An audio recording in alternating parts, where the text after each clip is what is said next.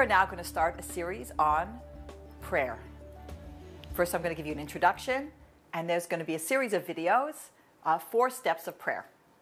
Now, already you are ready to click off, probably, and to do something else. Prayer, because when we hear the word prayer, for sure for Jews, it brings up a lot of bad memories, bad connotations. This is not exactly something that we run to do.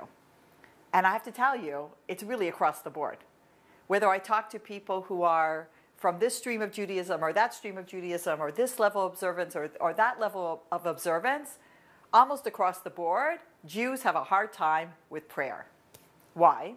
Well, I've asked this question around the world, and people often say very similar things. It's boring. It's repetitive. I don't understand what they're talking about, whether it's the language because it's Hebrew, or it's the way it's translated and it's very foreign and distant to them.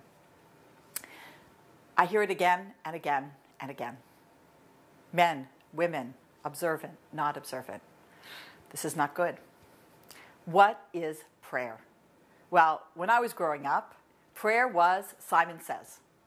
What do I mean?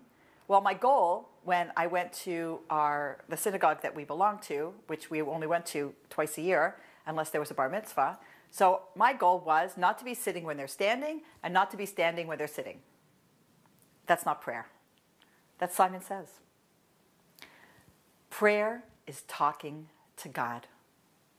That's what it is. If you come in to your synagogue and you say hello to a lot of people, but you didn't say hello to God, it's a mistake. But if you did say hello to God, but then you said goodbye when you left, that's also a mistake. Why? Because God is everywhere. Prayer does not have to be in a particular place. For sure, it's inspiring when groups get together to pray, and you're part of a community, and there's a power to communal prayer, but we're supposed to be talking to God every day, whether you're in a synagogue or you're not in a synagogue. The language bothers you? It says prayer is supposed to be an expression of the heart. If it didn't come from your heart, you didn't pray. And God understands every language.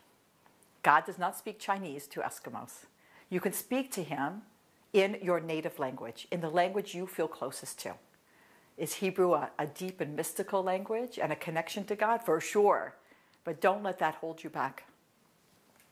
Anytime, anywhere, any language. There are 4 steps of prayer, and if you do this at least once a day, you have fulfilled the commandment of prayer. Well, we're not going to talk about that now. That's going to be in future videos. So stay tuned, and we're going to connect you in the deepest way to your Creator, step by step. I'm Lori, Almost Live.